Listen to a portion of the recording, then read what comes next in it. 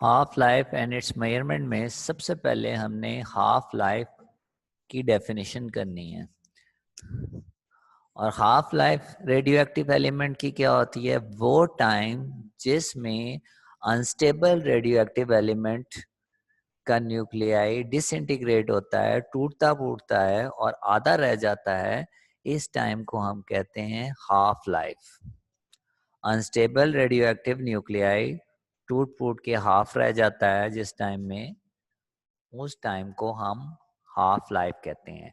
The time during which half of the unstable radioactive nuclei डिसइंटीग्रेट्स, टूट जाए, is called the half life of the sample of radioactive element. Of the sample of radioactive element का मतलब ये है कि जितनी मिकदार हमारे पास मौजूद है उसको अगर हम नोट कर रहे हैं तो वो जितनी देर में आधा रह जाएगा तो वो उसकी हाफ लाइफ कहलाएगी। तो कि सैंपल में हमारे पास न्यूक्लियाई की तादाद काफ़ी ज़्यादा भी हो सकती है, तो हमारे पास पूरा सैंपल जो मौजूद है वो जिस टाइम में आधा रह जाता है उस टाइम को हम उसकी हाफ लाइफ कहते हैं। उसके बाद हम एग्जांपल देंगे हाफ लाइफ की डेफिनेशन के बाद।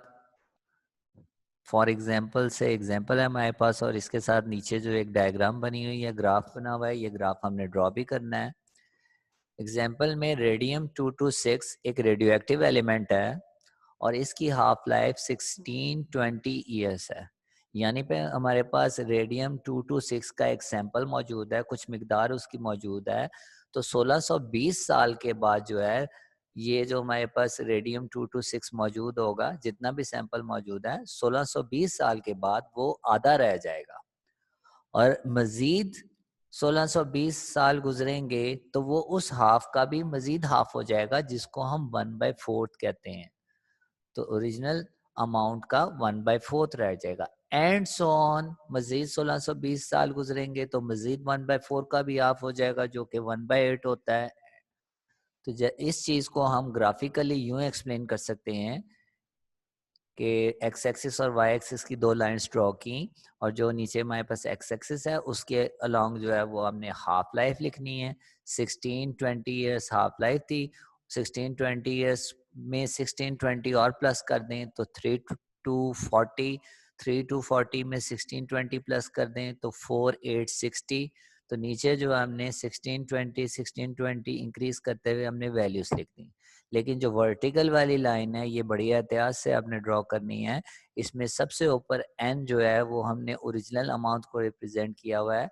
एन नॉट होना चाहिए बेसिकली, क्योंकि आगे जाके आप देखेंगे एक फार्मूला, उसमें ओरिजिनल अमाउंट को एन नॉट से रिप्रेजेंट किया गया। एन नॉट, एन के साथ छोटा सा नॉट, ये आप देख सकते हैं, ये यहाँ पे आपको लिखा हुआ नजर आएगा, ये लिखा हुआ है एन नॉट। तो छोटा सा नॉट होना चाहिए, ओरिजिनल अमाउंट को रिप्रेजेंट कर रहा है। तो शुरू में ओरिजिनल अमाउंट यहाँ पे हमने वर्टिकली टॉप पे कहीं पे भी लिख देनी है। फिर ये एन से लेके नीचे ओरिजिन ओ पॉइंट तक इसका हाफ पॉइंट हमने लेना है और वहां पे हमने लिख देना है 1/2 एन नॉट। फिर 1/2 एन नॉट से लेके 0 के दरमियान जो हाफ पॉइंट हमें नजर आता है वहां पे हमने लिख देना है 1/4 एन नॉट। और फिर 1/4 एन नॉट से लेके ओरिजिन तक जो है, जो हाफ पॉइंट हमें नजर आ रहा है वहां पे हमने लिख देना है 1/8 एन नॉट। तो ये हमारे पास जो है ये वर्टिकल लाइन जो है ये बड़ी एहतियात से आपने ड्रॉ करनी है, क्योंकि हॉरिजेंटल लाइन में तो जो हाफ लाइफ होगी उसको प्लस करते हुए शो करते जाएंगे बराबर फासले में। लेकिन वर्टिकल लाइन में ओरिजिनल अमाउंट का हाफ जो है 1/2 होगा और 1/2 एन का हाफ पे जाके हमने लाइन लगा के 1/4 और 1/4 और ओरिजिन के दरमियान पे जो हाफ पॉइंट आएगा वहां पे 1/8 एन नॉट हमने लिखना है। उसके बाद हमने ये करना है कि 1620 ईयर्स के बाद जो है वो एलिमेंट, शुरू में आप देख सकते हैं कि जहाँ पे टॉप है एन, वहाँ पे हमने एक बॉक्स बनाया हुआ है और उसको हमने कम्प्लीटली फिल किया हुआ है, यानी कि शुरू में अमाउंट सैंपल की कंप्लीट है हमारे पास। उसके बाद 1620 ईयर्स के बाद जो है वो हाफ रह जाता है। तो इन दोनों पॉइंट्स को 1620 और 1/2 एन नॉट को जोड़ दिया हमने डॉटेड लाइन से, तो हमारे पास ये सैंपल आ गया जो कि हमारे पास हाफ हो गया, यानी कि डब्बा ड्रॉ किया उसको हमने हाफ कर लिया। मजीद 1620 ईयर्स गुजरे तो वो हाफ का भी हाफ हो गया, यानी कि 1/4 रह गया। तो इन दोनों वैल्यूज को 1/4 एन नॉट को 3 240 को ज्वाइन कर दिया और यहाँ पे हमने एक बॉक्स बनाया जिसमें हमने हाफ का भी हाफ शो कर दिया। उसके बाद मज़ीद 16-20 ईयर्स गुजरे तो 1/4 का भी हाफ हो गया 1/8। तो ये दोनों पॉइंट्स को हमने आपस में ज्वाइन कर दिया और फिर हमने एक डायग्राम ड्रॉ की जो कि प्रीवियस डायग्राम जो थी, ये प्रीवियस डायग्राम ये है, इससे तो हाफ वैल्यू जो है वो हमने सैंपल इसमें शो कर दिया। और ये जो पॉइंट्स हासिल हो रहे हैं इन पे हमने एक कर्व लाइन ड्रॉ कर देनी है। रेड कलर की जो लाइन नज़र आ रही है ये कर्व लाइन है, ये हमने ड्रॉ कर देनी है। तो ये ग्राफ जो है ये एक्यूरेट होना चाहिए। उसके बाद एक्सप्लेनेशन करनी है हमने बिल्कुल स्टार्ट से, जिसमें फर्स्ट 3 लाइंस आएंगी और द हाफ लाइफ से लेके एंड तक लास्ट 3 लाइंस आएंगी। हमने इसमें क्या बताना है एक्सप्लेनेशन में, हमने ये बताना है कि रेडिएशन जब किसी भी एलिमेंट में से हो रही होती हैं तो ये रेडिएशन जो होती हैं रैंडमली होती हैं, यानी कि कभी ज़्यादा होगी कभी कम होगी, इस तरह ये सिलसिला जारी रहता है। लेकिन ओरिजिनल अमाउंट जो है उस पर डिपेंड करता है रेडिएशंस का एमिट होना। यानी कि शुरू में सैंपल अगर हमारे पास ज़्यादा होगा तो उस पर डिपेंड करेगा हमारे पास जो है वो हाफ लाइफ की अगर हम बात करें, यानी कि आसान लफ्ज़ों में हम यूँ कह सकते हैं कि रेडिएशन डीके जो है वो डायरेक्टली प्रोपोर्शनल है ओरिजिनल अमाउंट के। ओरिजिनल अमाउंट जो है ज़्यादा होगी तो रेडिएशन डीके ज़्यादा होगा, ओरिजिनल अमाउंट कम होगी तो रेडिएशंस उसमें अंदर से कम निकलेंगी हमारे पास। तो सैंपल ज़्यादा होने से ज़्यादा रेडिएशंस निकलती हैं और अगर सैंपल शुरू में ही कम है तो रेडिएशंस उसमें से अंदर कम निकलती हैं। और किसी भी एलिमेंट का जो है लाइफ ड्यूरेशन, लाइफ टाइम मालूम करना बहुत मुश्किल होता है। अलबत्ता हम उसका अंदाज़ा लगा सकते हैं with the term half life. तो कोई सैंपल जो है कितनी देर तक कायम रहा हम नहीं अंदाज़ा लगा सकते क्योंकि हज़ारों साल होती है हाफ लाइफ। तो बस सिर्फ यानी कि वो सैंपल जो है वो कितनी देर तक रहा इस दुनिया में ये मालूम करना काफ़ी मुश्किल होता है।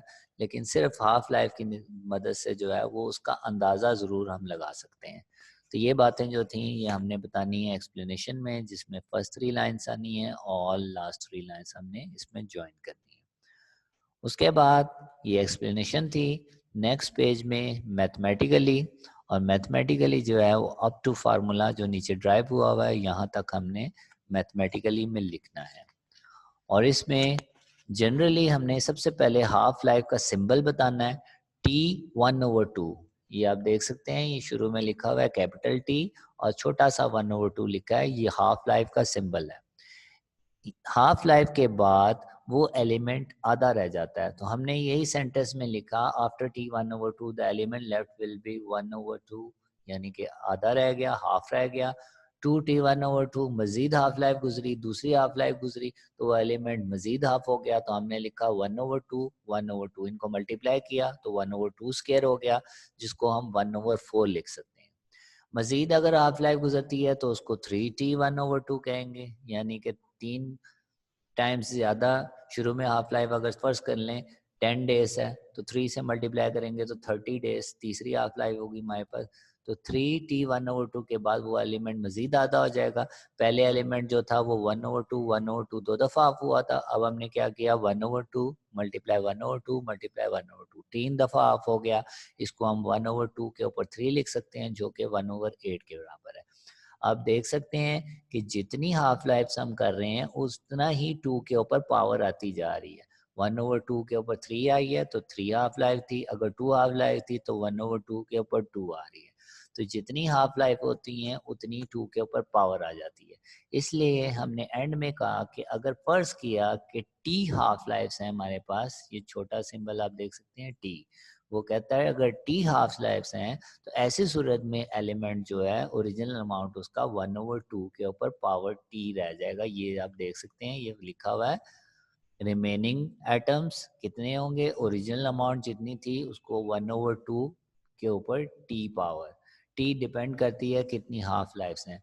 फर्स्ट करें अगर पहली हाफ लाइफ है तो 1/2 ओरिजिनल अमाउंट का आधा कर देना है। अगर दूसरी हाफ लाइफ है तो 1/2 स्केयर हो जाएगा, यानी कि 1/4 चौथा हिस्सा ओरिजिनल अमाउंट का चौथा हिस्सा कर देंगे तो रिमेनिंग एटम्स आ जाएंगी and so on. Remaining atoms को n से रिप्रेजेंट करते हैं और ओरिजिनल एटम्स को n नॉट से रिप्रेजेंट करते हैं, बाकी 1/2 के ऊपर t हमने वैसे लिख देना है। तो यहाँ तक जो था ये हमारे पास मैथमेटिकली था। मैथमेटिकली के बाद ये लास्ट पैराग्राफ जो है इसमें हमने हेडिंग डालनी है डिपेंडेंस की। डिपेंडेंस में हमने ये बताना है कि हाफ लाइफ जो है वो किसी भी केमिकल प्रोसेस से अफेक्ट नहीं होती, किसी भी फिजिकल कंडीशन से अफेक्ट नहीं होती। यानी कि एक रेडियो एक्टिव एलिमेंट है, उसके पास कोई केमिकल प्रोसेस हो रहा है या रेडियो एक्टिव एलिमेंट है, उसके आसपास जो है टेम्परेचर इंक्रीज भी हो रहा है, कम भी हो रहा है, एटमॉस्फेरिक प्रेशर बढ़ रहा है, कम हो रहा है, मैग्नेटिक फील्ड मौजूद है एलिमेंट के पास, इलेक्ट्रिक फील्ड गुजर रही है, कोई फर्क नहीं पड़ता। वो जो एलिमेंट है वो रेडिएशंस करता रहेगा जिस रेट से एमिट कर रहा है वो। तो डिपेंडेंस में हमने कहा कि magnetic field, electric field, temperature, pressure, ये सारी चीज़ें जो होती हैं, केमिकल रिएक्शंस, इन पे जो एलिमेंट रेडिएशन कर रहा है वो अफेक्ट नहीं करता है। तो ये हमारे पास थी dependence.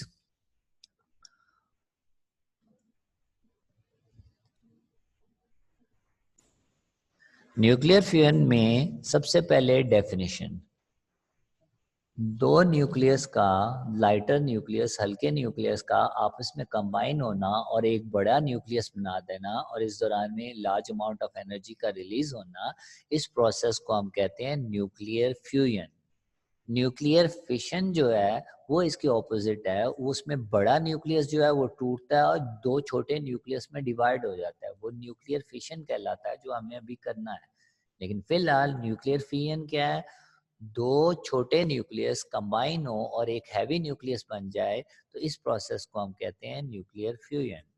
When two light nuclei combine to form a heavier nucleus, the process is called nuclear fusion. उसके बाद टोटल मैस की हेडिंग डालनी है और टोटल मैस में हमने ये बताना है कि जो दो न्यूक्लियस आपस में मिल रहे हैं उनका अगर हम मैस ले लें और बाद में जो न्यूक्लियस हासिल होता है उसका भी मैस नोट कर लें, तो हम देखते हैं कि शुरू में ओरिजिनल अमाउंट ऑफ एलिमेंट जो है उनका मैस हमेशा ज़्यादा होता है बनिस्बत प्रोडक्ट के जो हमारे पास हासिल होता है। रीज़न ये है कि कुछ मैस जो है वो एनर्जी में कन्वर्ट हो जाता है, तो क्योंकि लार्ज अमाउंट ऑफ एनर्जी भी रिलीज होती है तो कुछ मैस जो है वो एनर्जी में कन्वर्ट हो जाता है। उसके बाद हमारे पास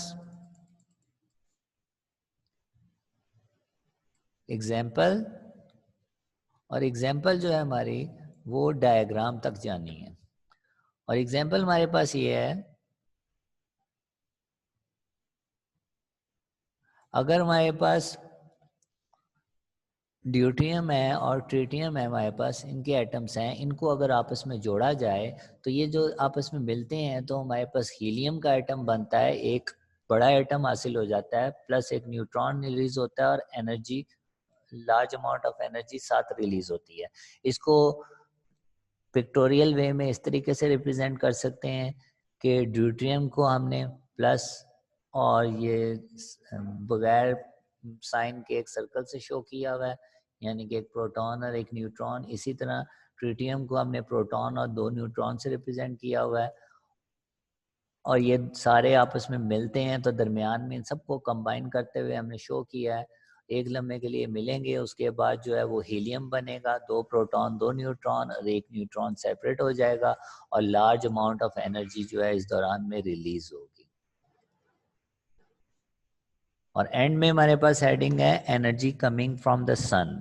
सूरज से हम तक जो एनर्जी पहुंच रही है उसको हम यहाँ पे डिस्कस करेंगे। साइंटिस्ट का ये ख्याल है कि वहाँ पे भी यही प्रोसेस, न्यूक्लियर फ्यूजन का प्रोसेस हो रहा है।